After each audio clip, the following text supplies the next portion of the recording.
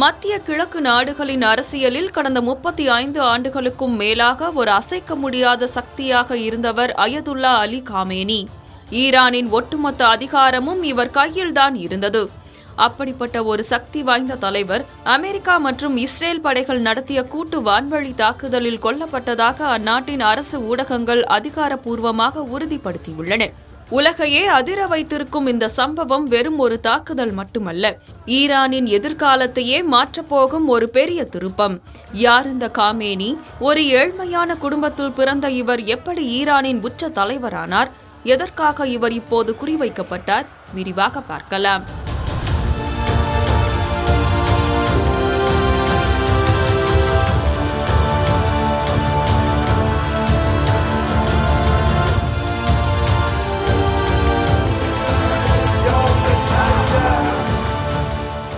America மற்றும் Israel படைகள் இணைந்து நடத்திய இந்த தாக்குதலில் தலைநகர் தெஹ்ரானில் உள்ள காமேனியின் அலுவலகம் மற்றும் வீடு தரைமட்டமானது. இந்த தாக்குதலில் காமேனி கொல்லப்பட்டதை ஈரான் அரசு இப்போது அதிகாரப்பூர்வமாக அறிவித்திருக்கிறது. 1939ஆம் ஆண்டு மசாத் என்கிற ஒரு சின்ன ஊரில் மிகவும் ஏழ்மையான மத கொள்கைகளை தீவிரமாக பின்பற்றும் குடும்பத்தில் பிறந்தவர் அலி காமேனி. சிறு வயதிலேயே வறுமையை அனுபவித்த இவர் தனது 11வது வயதிலேயே ஆன்மீகம் மற்றும் மதம் சார்ந்த படிப்புகளை முழுமையாக கற்று முடித்து ஒரு மத குருவாக மாறினார். அப்போதைய ஈரானிய மன்னர் ஷாவுக்கு எதிராக போராடியதற்காக 6 முறை சிறைக்கு சென்றார். 1979இல் நடந்த இஸ்லாமிய புரட்சிக்கு பிறகு காமேனி ஈரானின் மிக முக்கியமான தலைவராக மாறினார். 1981 முதல் 1989 வரை ஈரானின் அதிபராக பதவி வகித்தார்.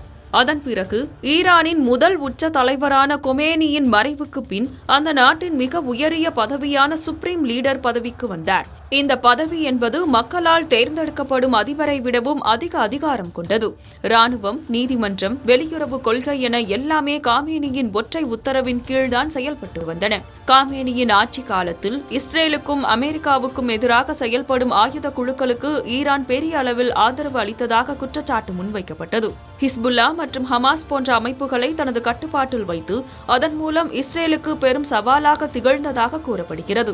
அதே சமயம் அணுசக்தி திட்டங்களில் அவர் காட்டிய பிடிவாதம் ஈரானை உலக நாடுகளிடமிருந்து தனிமைப்படுத்தியது. வெளிநாட்டு பிரச்சினைகள் ஒருபுறம் இருக்க, ஈரானுக்கு உள்ளேயே காமேனியின் ஆட்சிக்கு எதிராக போராட்டங்கள் வெடித்தன. குறிப்பாக 2022இல் மக்சா அமீனி என்ற இளம்பெண் உயிரிழந்த பிறகு ஏற்பட்ட ஹிஜாப் எதிர்ப்பு போராட்டங்களும் 2026ஆம் ஆண்டு ஏற்பட்ட கடுமையான பொருளாதார நெருக்கடியும் காமேனிக்கு எதிரான மக்கள் கோபத்தை அதிகரித்தன. மக்களின் எதிர்ப்பை காமேனி ராணுவ பலத்தை காட்டி அடக்க முயன்றார். இதில் ஆயிரக்கணக்கான மக்கள் உயிரிழந்தார்கள். இதை பார்த்த உலக நாடுகள் பலவும் காமேனிக்கு எதிராக குரல் கொடுத்து அவருக்கு பெரிய அளவில் நெருக்கடியை கொடுத்தன. ஈரானின் அணு ஆயுதம் அச்சுறுத்தலை ஏற்படுத்துவதாக அமெரிக்காவும் இஸ்ரேலும் தொடர்ந்து குற்றம் சாட்டி வருகின்றன. 3 கட்ட பேச்சுவார்த்தை முடிந்து அடுத்த கட்ட பேச்சுவார்த்தை வியன்னாவில் நடைபெறும் என அறிவிக்கப்பட்டிருந்தது. ஆனால் அமெரிக்காவின் நிபந்தனைகளுக்கு ஈரான் கட்டுப்பட மறுத்ததாக கூறி பேச்சுவார்த்தை நடத்தப்பட்டிருக்கும் வேளையிலேயே ஈரான் மீது தாக்குதலை நடத்தியிருக்கிறது அமெரிக்காவும் இஸ்ரேலும். இந்த தாக்குதலில் காமேனியுடன் அவரது குடும்பத்தினர் மற்றும் முக்கிய ராணுவ தளபதிகளும் உயிரிழந்துள்ளனர். தற்போது ஈரானில் 40 நாட்கள் துக்கம் அறிவிக்கப்பட்டிருக்கிறது.